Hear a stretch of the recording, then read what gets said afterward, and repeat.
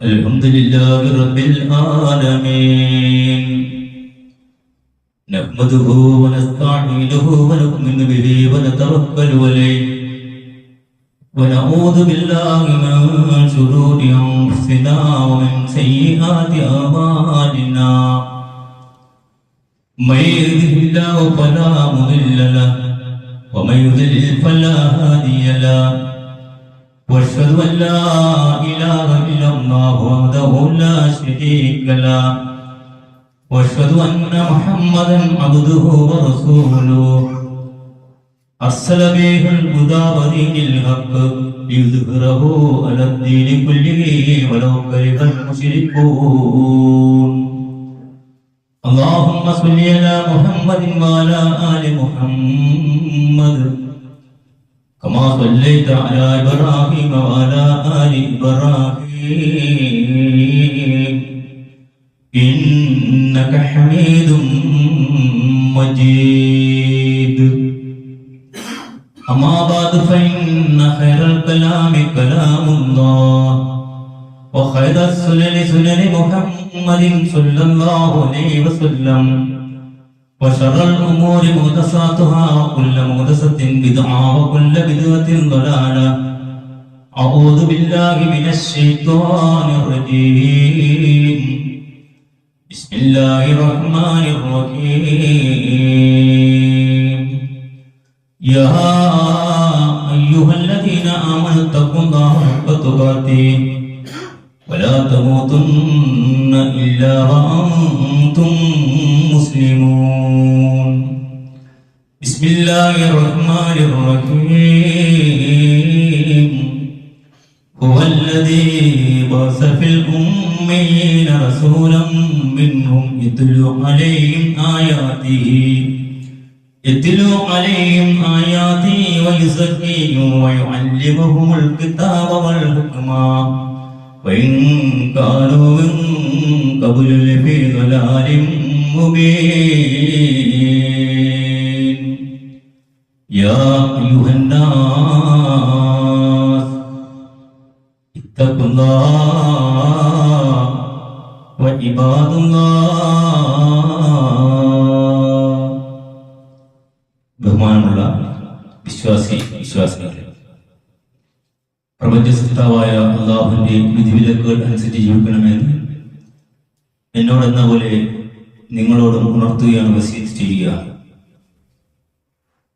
നമ്മളിൽ നിന്ന് മരണപ്പെട്ടു പോയിട്ടുള്ള എല്ലാ സഹോദരി സഹോദരന്മാരെയും കബറിടങ്ങളെ അല്ലാഹു വിശാലമാക്കി കൊടുക്കുമാറാകട്ടെ. അവരെയും നമ്മളെയും അല്ലാഹു ജന്നത്തുൽ ഫിർദൗസിൽ ഒരുമിച്ച് കൂട്ടുമാറാകട്ടെ. സഹോദരന്മാരെ, സഹോദരിമാരെ, പരിശുദ്ധ ഖുർആൻ കൊണ്ടുള്ള സംസ്കരണം എന്നതാണ് ഇൻഷാ അല്ലാഹ് ഇന്നത്തെ ഖുതുബയിലൂടെ ഉദ്ബോധിപ്പിക്കുന്നത്. നമുക്കറിയാം,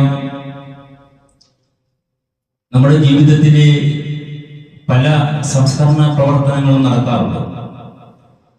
ഒരാള് മയ്യത്തായി കഴിഞ്ഞാൽ അതിന്റെ സംസ്കരണ പ്രവർത്തനങ്ങളാണ് നമ്മൾ പിന്നീട് ചെയ്യാറ്. നമ്മുടെ ജീവിതത്തിന്റെ ഏത് മേഖലകളിലും എടുത്തു നോക്കിയാലും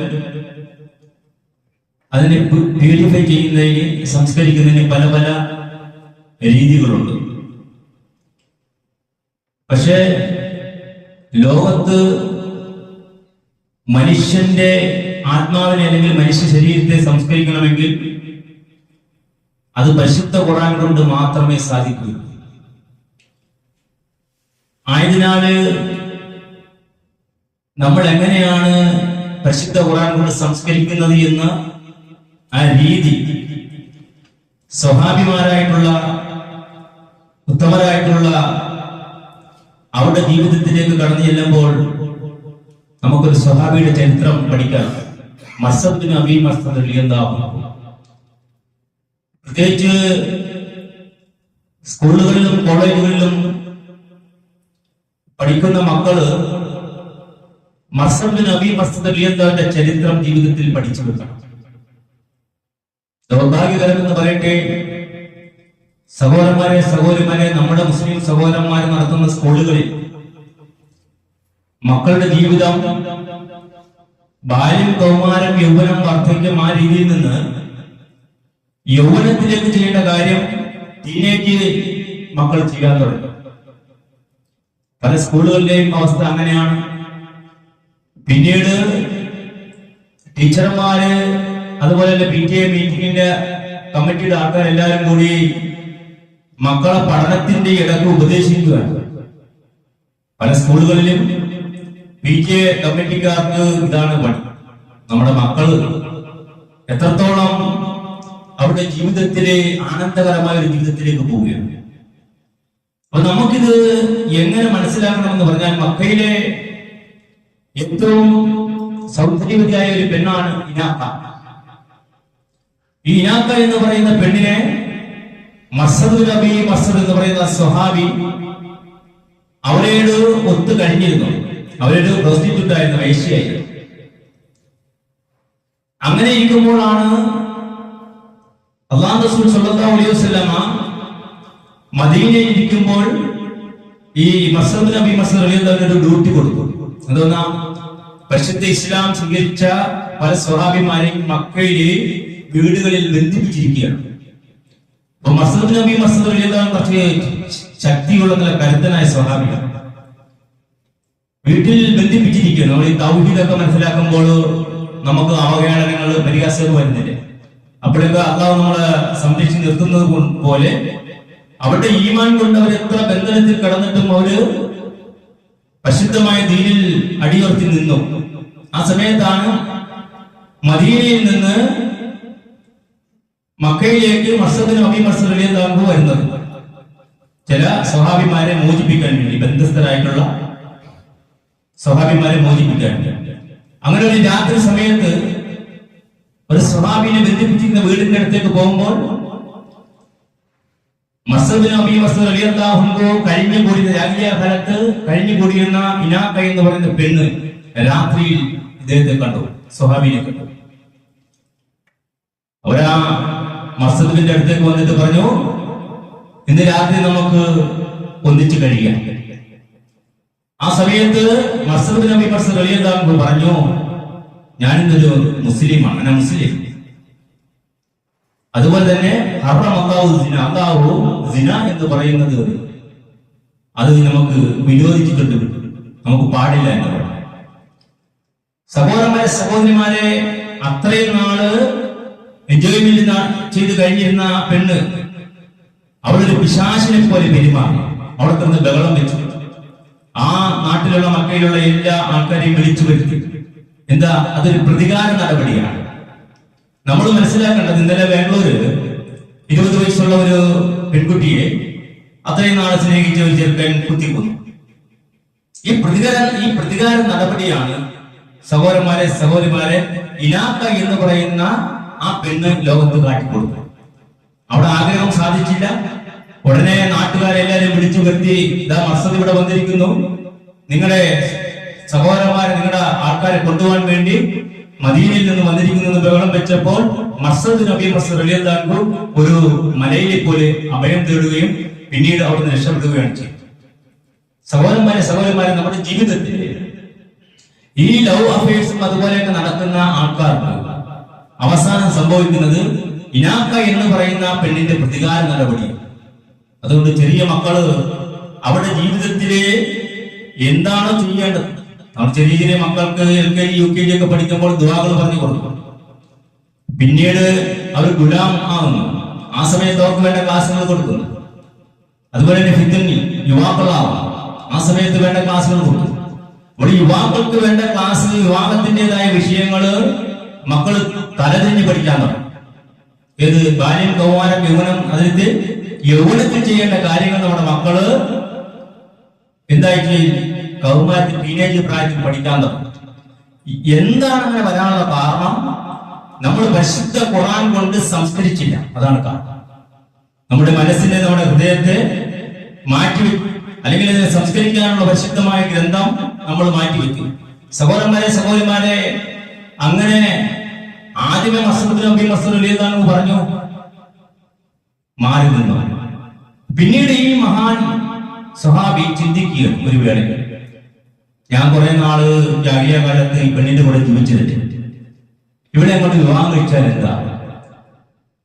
അങ്ങനെ മസ്അദ് നബി മസ്അദ് റളിയല്ലാഹു അൻഹു എവിടെ പോവുകയാണ്? നബി സല്ലല്ലാഹു അലൈഹി വസല്ലമയുടെ സന്നിധിയിലേക്ക് പോവുകയാണ്. ആ സമയത്താണ് അല്ലാഹു റസൂൽ സല്ലല്ലാഹു അലൈഹി വസല്ലം പരിശുദ്ധ ഖുർആനിലെ ആയത്ത് ഓതി. അസ്സാനി ലാ യൻകിഹു ഇല്ലാ സാനിയതൻ ഔ മുശ്രിക. ലോകത്തിന്റെ നേതാവായ നബിയുനാ മുഹമ്മദ് മുസ്തഫ സല്ലല്ലാഹു അലൈഹി വസല്ലം പറയുകയാണ്, വ്യഭിചാരിയാകട്ടെ, വ്യഭിചാരം ചെയ്യുന്നവളെ എല്ലാവരും വിവാഹം കഴിക്കുകയില്ല, അതോടൊപ്പം ബഹുദൈവ വിശ്വാസിയെയും അല്ലാതെ വിവാഹം കഴിക്കുകയില്ല. ഒരു വ്യഭിചാരി രണ്ട് രീതി പറയും. ഒന്നുകിൽ വ്യഭിചാരിയായിരിക്കും, അല്ലെങ്കിൽ മുശ്രിക്കത്തായ ഒരു ലേഡിയായിരിക്കും. വീണ്ടും പറയുകയാണ്,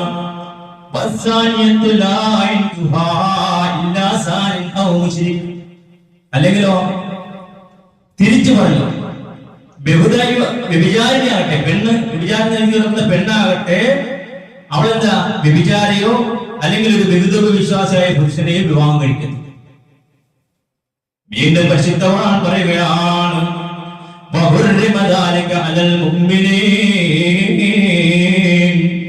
സത്യസ്ഥരായിട്ടുള്ള സത്യവിശ്വാസികൾക്ക് അത് വിരോധിക്കപ്പെട്ടിരിക്കുന്നു. സഹോദരന്മാരെ, സഹോദരിമാരെ, മസ്അദ് നബി മസ്അദ് റളിയല്ലാഹു അൻഹു ആ മഹാന്റെ ജീവിതം, ആ മഹാന്റെ ഹൃദയം പരിശുദ്ധ ഖുർആനിന്റെ ഈ പുണ്യമായ വചനങ്ങൾ കൊണ്ട് കഴുകുകയാണ്, ഭാഷയിൽ എടുക്കുകയാണ്. പിന്നെ അതിൽ നിന്ന് പിന്മാറി. പിന്നെ ആ പരിശുദ്ധ ഖുർആന്റെ വചനങ്ങൾ കേട്ടതിന് പിന്നെ മസ്അദ് നബി മസ്അദ് എന്ന ഭാഗത്തേക്ക് ചിന്തിച്ചിട്ടില്ല. ഇതാണ് പരിശുദ്ധ ഖുർആൻ കൊണ്ട് നന്നായിട്ടുള്ള സ്വാഭാവികമായ. ഇത് നിങ്ങൾ ആലോചിച്ച് നോക്കൂ. ലോകത്തിന്റെ നേതാവായ നബീന മുഹമ്മദ് മുസ്തഫ സല്ലല്ലാഹു അലൈഹി വസല്ലമ വിശുദ്ധമായ ഖുർആൻ ആ ഇറങ്ങിയ ചരിത്രം, അള്ളാഹു അയച്ച ചരിത്രം നമുക്ക് സുഹൃത്ത് ജുമായിലൂടെ പഠിപ്പിക്കുന്നു. വല്ലദീ ബഅസ ഫിൽ ഉമ്മീന റസൂലൻ മിൻഹും യത്ലൂ അലൈഹിം ആയാതിഹി വയസക്കിയും വയുഅല്ലിമുഹുൽ കിതാബ വൽ ഹിക്മ വഇൻ കാനൂ മിൻ ഖബ്ല ലഫീ ദലാലിൻ മുബീൻ.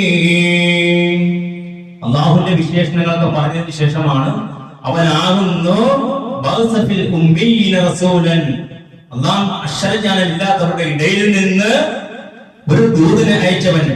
എങ്ങനെയുള്ള ദൂതൻ? എന്താണ് ആ ദൂതൻ ചെയ്തവൻ?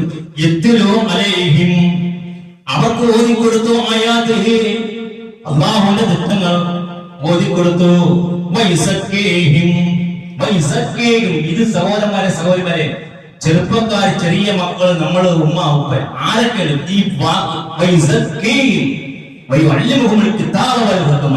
ഇത് നമ്മുടെ മനസ്സിൽ ഈ ആയത്തെ കൊണ്ടുണ്ടായി.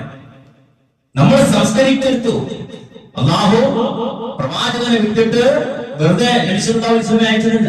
പരിശുദ്ധ ഖുർആൻ തിരുസുന്നത്തും പഠിപ്പിക്കാൻ വേണ്ടി വയുഅല്ലിമുൽ കിതാബ വൽ ഹിക്മ തന്നെയല്ല, വയുസക്കീഹിം, നമ്മളെ സംസ്കരിക്കപ്പെടണം. നമ്മൾ സംസ്കരിക്കപ്പെടണമെങ്കിലോ സഹോദരന്മാരെ, സഹോദരന്മാരെ, നമ്മുടെ ഈ മുസ്ലിങ്ങളുടെ ഇടയിൽ വൃദ്ധസദനങ്ങൾ നിങ്ങൾ കണ്ടിട്ടുണ്ടോ? വൃദ്ധസദനങ്ങൾ നിങ്ങൾ എവിടെയെങ്കിലും നിങ്ങൾ കണ്ടിട്ടുണ്ടോ? നമ്മൾ പല സ്ഥലത്തും അന്വേഷിക്കാറുണ്ട്. ദാവത്തിലും ഒരു സ്ഥലത്തോ വൃദ്ധസദനങ്ങളില്ല. പക്ഷേ ഇന്ന് ജുവൈനൽ ജസ്റ്റിസ് ഹോം വർദ്ധിച്ചിരിക്കുക. അതിന് പകരം മുസ്ലിം സഹോദരന്മാരുടെ ഇടയിൽ നിന്ന് ചെറിയ ചെറിയ മക്കൾ ചെയ്യുന്ന തെറ്റുകൾ കൊണ്ട് അവരെ സംരക്ഷിക്കാനുള്ള ചെറിയ ചെറിയ ഭവനങ്ങൾ ജുവൈനൽ ഹോം വർദ്ധിപ്പിച്ചുകൊണ്ടിരിക്കും. കോഴിക്കോടൊക്കെ ചെന്ന് ആലോചിച്ച് നോക്കൂ.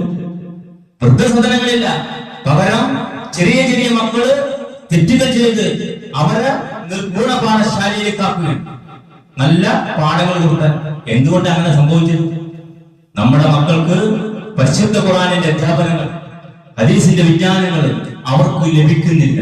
അവർക്ക് ലഭിക്കുന്നത് മാക്സിമം നമ്മൾ എവിടെ കൂടി വന്നാൽ മദ്രസ ക്ലാസ്സുകളിലേക്ക് കൊടുക്കും. അത് കഴിഞ്ഞ് നമ്മുടെ മക്കൾക്ക് ഇത് ഓതാനോ ഇതിന്റെ അർത്ഥം പഠിക്കാനോ, എങ്ങനെയാണ് എന്റെ മാതാപിതാക്കളെ അനുസരിക്കുന്നത്, എന്താണ് എന്റെ ബാപ്പയുടെ അവസ്ഥ, എങ്ങനെയാണ് എന്റെ ബാപ്പ കഷ്ടപ്പെട്ട് 100 രൂപ വീട്ടിലേക്ക് ചിന്തിക്കാൻ ഹദീസ് പാഠങ്ങൾ നമുക്കുണ്ട്. കുട്ടിയെ കുറിച്ച് ധാരാളം ചെറിയ മക്കൾ, ആൺമക്കൾ പ്രത്യേകിച്ച് എന്റെ ബാപ്പ എങ്ങനെ ജീവിച്ചു, പഴയ കാലഘട്ടം. നമ്മളിപ്പോ ഒരു വീട്ടിലേക്ക് നമ്മളൊന്നും ചിന്തിക്കുന്നില്ല. ഒരു വീടുണ്ട്, എന്റെ ബാപ്പ ഇത് ഏത് സമയത്ത് എങ്ങനെ കഷ്ടപ്പെട്ടതൊക്കെ ചോദിക്കണം, ബാപ്പമാരോട് ചോദിക്കണം. അപ്പോഴാണ് ബാപ്പ കഷ്ടപ്പെട്ട പഴയ കഥകളൊക്കെ നമ്മളോട് പറഞ്ഞു തരുന്നത്. ഗൾഫിലേക്കൊക്കെ പോയിട്ട് വെറുതെ എങ്ങനെ കൊണ്ടുവരുന്നതാണോ പൈസ? അപ്പൊ സഹോദരന്മാരെ നമ്മുടെ ബാപ്പയോട് നല്ല സ്നേഹത്തോട് പെരുമാറും. ബാപ്പയോട് നല്ല ഫ്രണ്ട്ഷിപ്പായിട്ട് പെരുമാറാത്ത മക്കളാണ് ഇന്ന് വഴിതെറ്റി പോകുന്നത്. അതുകൊണ്ട് സഹോദരന്മാരെ അല്ലാഹു റസൂൽ സ്വല്ലല്ലാഹു അലൈഹി വസല്ലമ നമുക്ക് പഠിപ്പിച്ചു തന്നിട്ടുള്ള അധ്യാപനങ്ങളിൽ ഏറ്റവും നല്ല അധ്യാപനമാണ് നമ്മൾ സംസ്കരിക്കേണ്ടതായ ഗ്രന്ഥം പരിശുദ്ധമായ ഖുർആൻ നമ്മൾ മാറ്റിവെച്ചു. ഇനി അതിനുശേഷം പരിശുദ്ധ ഖുർആൻ എന്താ പറഞ്ഞത്?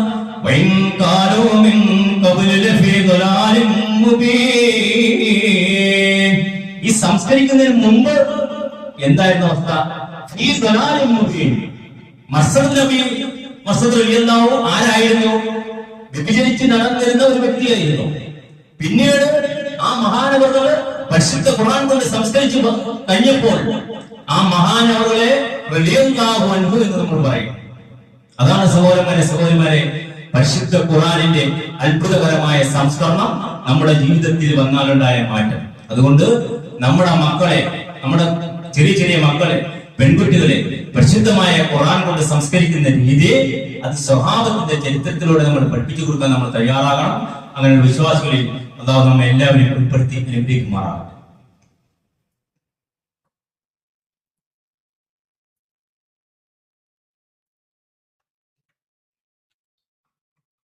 അൽഹംദുലില്ലാഹി الذي هدانا لهذا وما كنا لنهتدي لولا أن هدانا الله.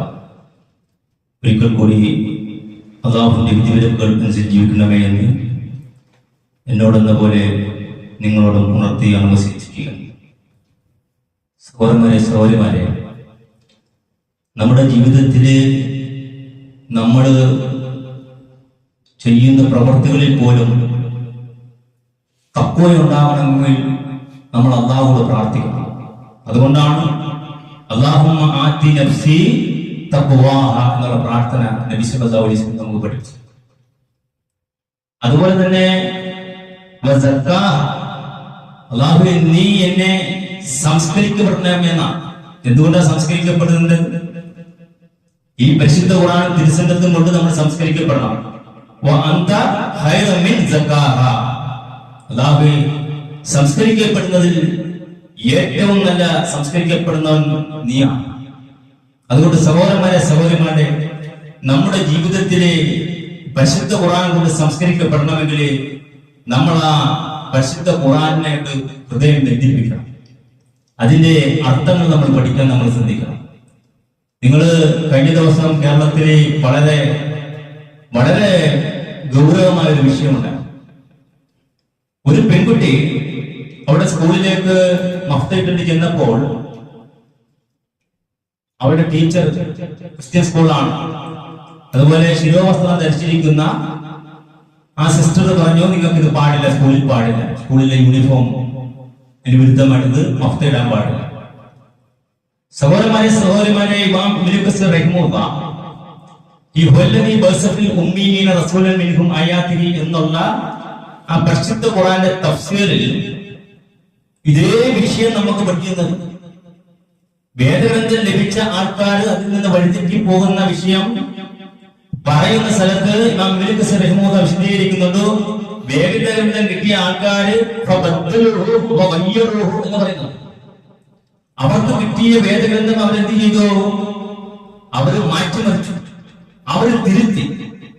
ഈ വിഷയം വന്നപ്പോൾ പെൺകുട്ടി, മുസ്ലിം പെൺകുട്ടി മഫ്തയിട്ടിട്ട് സ്കൂളിൽ പോകുന്നത് തടഞ്ഞപ്പോൾ പല രാഷ്ട്രീയക്കാരും സാംസ്കാരിക പ്രവർത്തകരും എല്ലാവരും ചിന്തിച്ചു.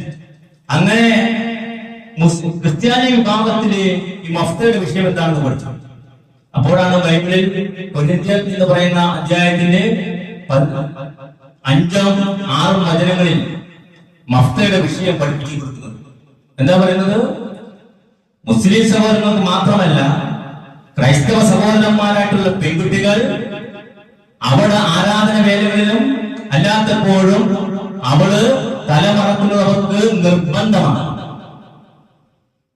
തന്നെയുമല്ല, ഒരു പെൺകുട്ടി, ക്രൈസ്തവയായിട്ടുള്ള ഒരു പെൺകുട്ടി, അവൾ തല മറച്ചില്ല എങ്കിൽ തല മുണ്ടനം ചെയ്യണമെന്നാണ് ബൈബിൾ പഠിപ്പിക്കുന്നത്. അതുകൊണ്ട് സഹോദരന്മാരെ പരിശുദ്ധ ഖുർആൻ നമ്മുടെ കയ്യിൽ കിട്ടിയിട്ട് നമ്മൾ അതിന്റെ വിധിവിലക്കുകൾ പഠിക്കാതെ നമ്മൾ എവിടെ പോയി എത്തി?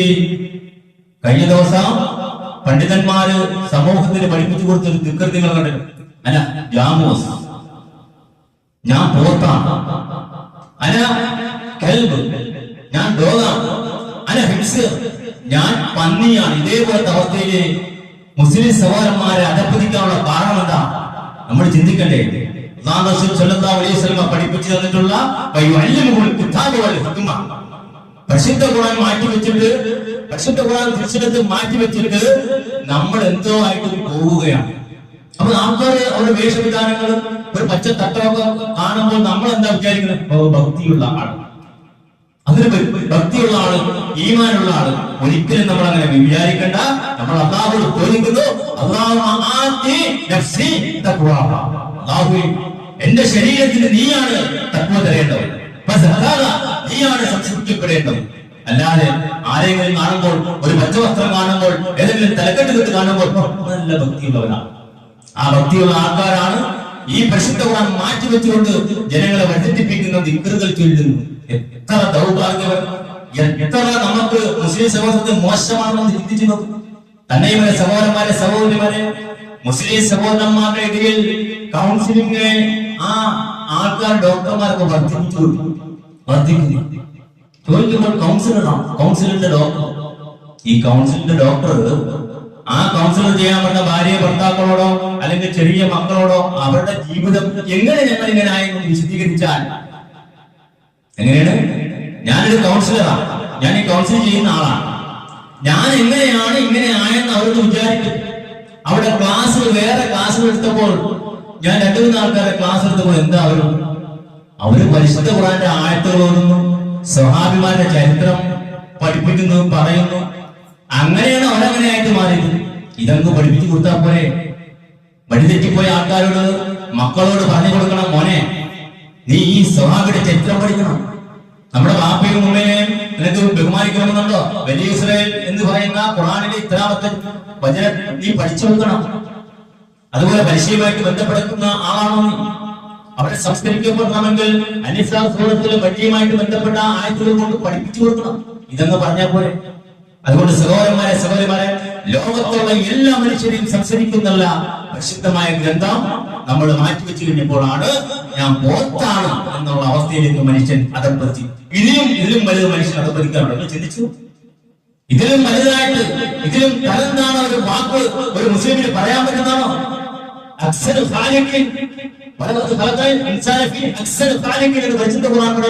അല്ലാഹു മനുഷ്യനെ സൃഷ്ടിച്ചത് ഏറ്റവും ഉത്തമമായ രീതിയിലാണെന്ന് പറഞ്ഞിട്ടാണ് മനുഷ്യൻ ഞാൻ പോത്താണ് എന്ന് പറയുന്ന ദിക്റുകൾ ചൊല്ലുന്ന അവസ്ഥയിലേക്ക് അധപ്പതിച്ചത്. അത് അധപ്പതിക്കാനുള്ള കാരണം പരിശുദ്ധ ഖുർആനും തിരുസുന്നത്തും മാറ്റിവെച്ചു, സ്വഹാബിമാരുടെ ജീവിതം മാറ്റിവെച്ചു.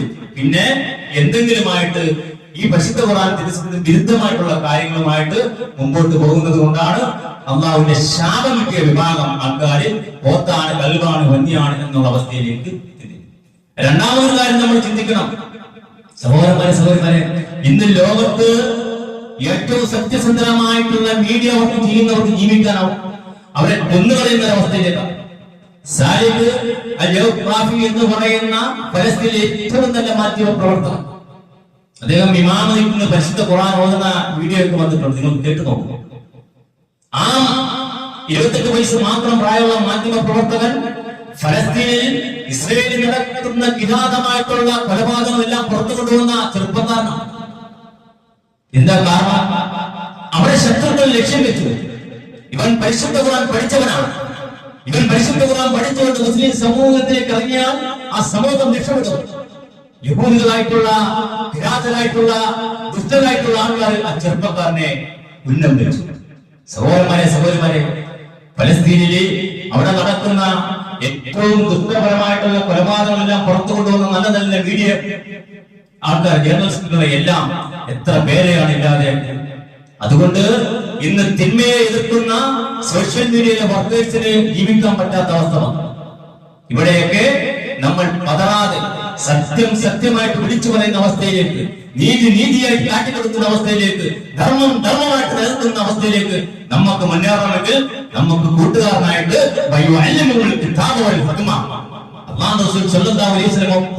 സ്വഹാബിമാർ ഓടിക്കൊടുത്തിട്ടുള്ള പരിശുദ്ധ ഖുർആനിന്റെ ആ മീനിങ് അത് നമ്മുടെ ഹൃദയത്തിലേക്ക് ഉണ്ടാകണം. അത് ഖുർആൻ നമ്മൾ സ്നേഹിച്ച് നബി സല്ലല്ലാഹു അലൈഹി വസല്ലം മാതൃക നമ്മൾ സ്വീകരിക്കുകയാണെങ്കിൽ ഒരു ശക്തിക്കും ഒരു വഞ്ചകർക്കും അല്ലെങ്കിൽ അനീതി നടക്കുന്ന ഒരു ഭരണാധികാരികൾക്കും നമ്മളെ തടയാൻ സാധ്യമല്ല എന്ന് നമ്മൾ മനസ്സിലാക്കണം. അതാണ് പരിശുദ്ധ ഖുർആന്റെ പ്രവർത്തനം. അങ്ങനെ പരിശുദ്ധ ഖുർആൻ പഠിക്കുകയും ജീവിതത്തിൽ പ്രവർത്തിക്കുകയും ചെയ്യുന്ന വിശ്വാസികളിൽ അല്ലാഹു നമ്മെ എല്ലാവരെയും ഉൾപ്പെടുത്തി അനുഗ്രഹിക്കുമാറാകട്ടെ. നമ്മുടെ മക്കള് പരിശുദ്ധ ഖുർആൻ പഠിച്ചുകൊണ്ട് ജീവിതത്തിലെ നമ്മുടെ വീട്ടിലെ തിളങ്ങുന്ന വിളക്കുകളായിട്ട് മാറാൻ നമ്മൾ ശ്രമിക്കണം. അവരെ പരിശുദ്ധ ഖുർആൻ പഠിപ്പിക്കണം.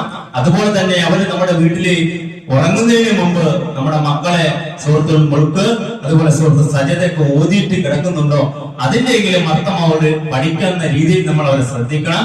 അത് മാത്രം പഠിച്ചാൽ നമ്മുടെ മക്കൾ ഒരിക്കലും വഴി പിടിച്ചു പോകത്തില്ല. അതിന്റെ അർത്ഥം നമ്മൾ പഠിച്ചു കഴിഞ്ഞാൽ അങ്ങനെ പരിശുദ്ധ ഖുർആൻ പഠിക്കുകയും ജീവിതത്തിൽ പ്രവർത്തനം ചെയ്യുന്ന വിശ്വാസികളിൽ അല്ലാഹു നമ്മെ എല്ലാവരെയും ഉൾപ്പെടുത്തി അനുഗ്രഹിക്കുമാറാകട്ടെ. അല്ലാഹുമ്മ ഗഫിർ ലിൽ മുഅ്മിനീന വൽ മുഅ്മിനാത്ത് വൽ മുസ്ലിമീന വൽ മുസ്ലിമാത്ത് അല്ലാഹുമ്മ അജിർനാ മിനൻ നാർ اللهم اجرنا من النار اللهم اجرنا من النار اللهم اعز الاسلام والمسلمين واذل الشرك والمشركين سبحان ربك رب العزه عما يصفون وسلام على المرسلين والحمد لله رب العالمين.